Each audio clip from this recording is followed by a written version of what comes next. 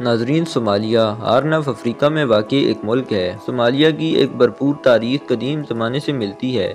یہ مختلف تہذیبوں کا گھر تھا، بشمول لینڈ آف پینٹ، مصر کا ایک قدیم تجارتی شراکت دار۔ 19ویں صدی کے اواخر میں صومالیہ کو یورپی طاقتوں نے نوآباد کیا تھا۔ شمالی حصہ برطانوی راج کے تحت تھا، جبکہ جنوبی حصہ اطالوی کالونی تھا۔ صومالیہ نے 1960 میں برطانیہ اور اٹلی سے آزادی حاصل کی اور صومالی جمہوریہ کے طور پر متحد ہو گیا۔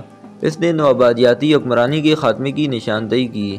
1970 کی دہائی کے آخر میں صومالیہ نے ایتھوپیا کے علاقے اوگاڈن پر حملہ کیا، جس کے نتیجے میں ایتھوپیا کے ساتھ تنازع ہوا اور سوویت یونین اور امریکہ کی شمولیت ہوئی۔ 1991 میں صومالیہ ایک وحشیانہ خانہ جنگی میں اترا، جس کے نتیجے میں مرکزی حکومت کا خاتمہ ہوا۔ اس وقت سے ملک عدم استحکام اور تنازعات کا شکار ہے۔ صومالیہ کا منظر متنوع ہے، جس میں صحرا، پہاڑ اور بحر ہند کے ساتھ ایک طویل ساحل ہے۔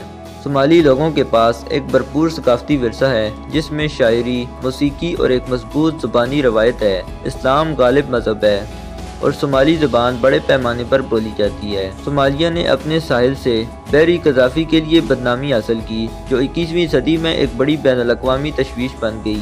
بحری گشت سمیت بین الاقوامی کوششوں نے خطے میں بحری قذافی کو کم کیا۔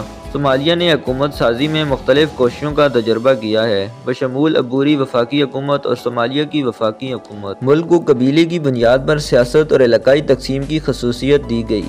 صومالیہ کو بہت سے انسانی چیلنجوں کا سامنا ہے، جن میں قحط، خشک سالی اور تنازعات کی وجہ سے لوگوں کی نقل مکانی شامل ہے۔ شدت پسند گروپ الشباب صومالیہ میں سیکیورٹی کے لیے ایک بڑا مسئلہ رہا ہے، حملے کرتا ہے اور بعض علاقوں کو کنٹرول کر لیتا ہے۔